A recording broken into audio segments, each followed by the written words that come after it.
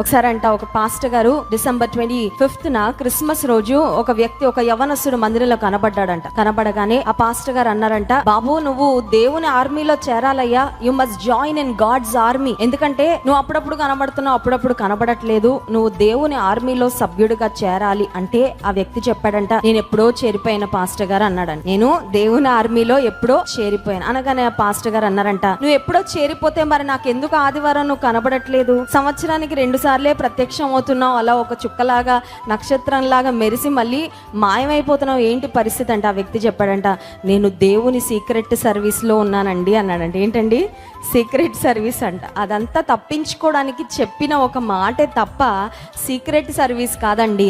దేవునికి మనం ఓపెన్గా సర్వ్ చేయాలని దేవుడు కోరుకుంటున్నాడు. హల్లెలూయా. దేవుని సీక్రెట్గా వెంబడించేవారు కాదు ఆయనకు కావాల్సింది, ఓపెన్గా ఆయన వెంబడించేవారు యేసేకు కావాలి. హల్లెలూయా.